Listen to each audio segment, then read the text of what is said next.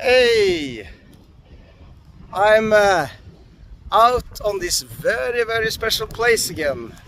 Still searching for those old holy places, the ancient holy places around in Norway. And now I'm at one of the most famous ones that is actually quite known. And I'll show you the huge bauta, the special memorial stone that's been standing there more or less for 3,000 years. But here in the Viking Age they had ceremonies. The sun, do you see up there? At midsummer, the sun goes straight down and disappears there. And the only place where there is light is on the top of this stone right up here. And here's a huge burial mound also. So this place is called Tysnes. Again, they celebrate this god Týr, which we have gotten the name Tuesday from. On the other place side here is Ve, which is always a holy place. Over on this side we have Godøy and many good names, which is basically actually God Island, which are also always connected to these holy places. And also we have Lund on the other side here, which is a very sacred ceremonial place. So all these sacred names, including Ve and Tysnes right here, they are thinking that there used to be stones around and a water around to mark in as a sacred place to hold these ceremonies. And because this water would symbolize or actually be more of a fortification sort of, but the word town comes from that. In Norway we still say tun, and Germany also, but also in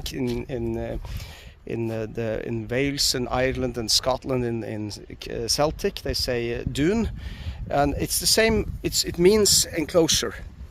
So this is what they had up here to do their ceremonies, because it symbolizes using these bridges going to the other side, basically.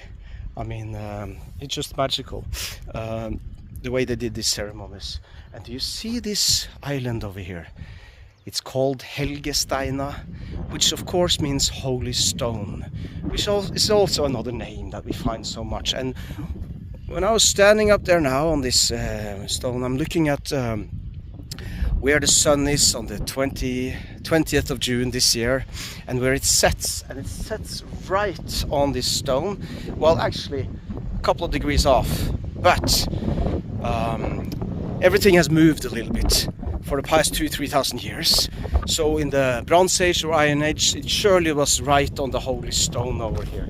And in the Viking times, we know the Vikings put up their Viking ships right up here. The archaeologists have found traces of Viking ships and repair tools right here. So we come here for the ceremonies, and we go up to this stone that you can see up there.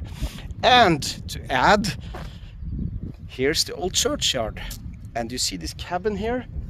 They tore down the old church and moved it across the bay 100 or so years ago, and set up a new place, just a normal house. This person got to buy it, but now his grandson or something has set up this really nice cabin here. Unfortunately, that's where the old ceremonial place was, since they put the churches on the same places where they think it was a hall right there. And what would be really cool was to do some digs or georadar down there, but I mean, there's a house there now, so, and it was, I guess not. But in this grove, it's like a sacred grove here. We walked through here now where the church, the ancient churchyard is, and the trees. It's just really magical. There's a little bit of wind here now, but I'll take you up, and you can see for yourself this stone, and I'll go into this burial mound. So bear with me, if you please. And maybe I should tell you that this place is just south of Bergen, at this famous place called Tysnes. So let's go and check out the stone, shall we? Here we go. Look at this.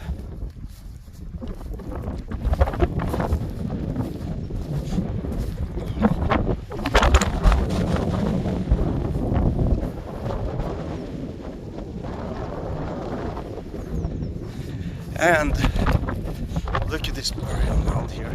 It's been excavated and it's been robbed. But we can go into it. So let's do that now.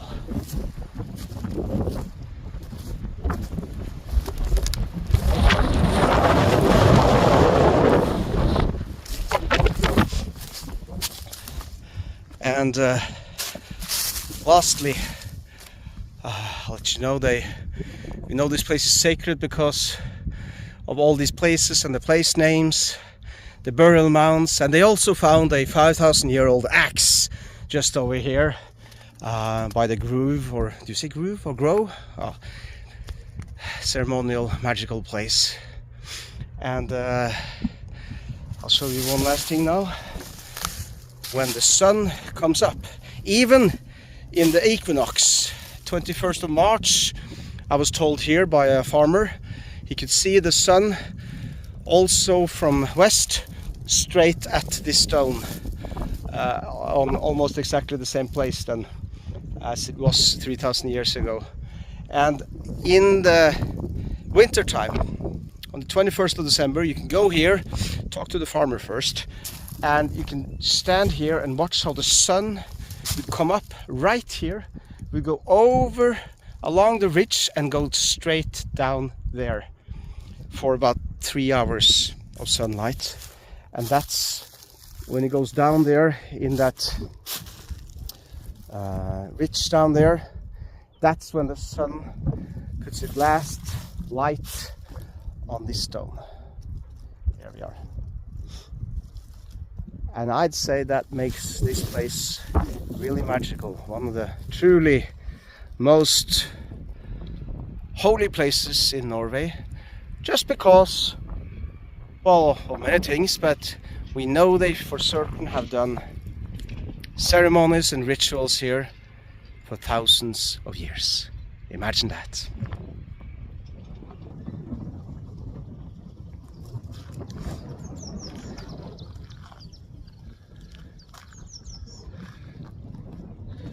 Just on a side note, I don't know how one can feel a place is sacred when you walk, like I've been doing down here and through this field where we know there was a sacred place. They had rituals, thousands of years even. But the tranquility, the calmness of this place is just astonishing, and I felt this at other places called Tysnes and other holy sites in Norway, and it's really, really intriguing. It's the whole place, the setting, the place names, the beautiful trees. Just a cute lamb up there who are a Viking breed, it looks like. And I was up here, and it seems to be some kind of hill fortress up here also. Hasn't been, well, people have written about this Bauta stone and some of the place names here, but not all of them, not the holy stone out in the sea. They haven't connected it for some reason. This churchyard here, of course, but then the hill fortress back here. And of course, if you're doing rituals here and you're outnumbered and more people are coming in at sea, you would need protection somewhere, because this place is not easy to get away from, to escape from. And if people were to attack from sea, they of course do it when there are more people than who are here, and also with the tide. So you can't really escape here, so you need a hill fortress, so to say, also. So it's really, really intriguing to be up there and see how it's all straight down on 3 sides. Almost 3 sides, and 2 exit places. Yeah, but I'm looking over at this stone here now. There we are, and up there, and I'm feeling the tranquility of this place. I mean, it's certainly spiritual, you know, but what is that really? I mean, it's the calmness, I don't know. There's something special and intriguing about all these places that I visit, and I just wanted to share that with you. In the ancient Indo-European myths, they write about this being a oneness. The self reached a higher level of knowledge when you can experience the oneness with everything. And certainly that was a core part of the spirituality of these in ancient times before Christianity, but even in some of the Christian traditions also, Gnosticism for example, and some of the mysteries, and the Greco-Roman mysteries, the Eleusinian mysteries, it's also part of the same thing. Self reaching a higher state of consciousness, absolutely a higher knowledge than most people have even today, of course, because it's not about knowing things or functioning in modern day society, city life. No, it's that higher state of, well, I'd say knowledge, when the self experiences the value of the oneness with everything. And that's why we find even in Sanskrit, in the old writings there, Anpashuyad, I think they're called, Dharma and Brahman. No, Altman and Brahman, I mean. And Altman you find also in breath and air and wind. Even German, Altman, isn't it, in German? Heißt es nicht so? And in the Middle languages, this peculiar connection between breath, soul, spirit, and essence in the same word, and being at one with nature. And that's, I think, what drags me to places like this, and to experience only a fraction, a tiny fraction of what has been going on here in earlier times.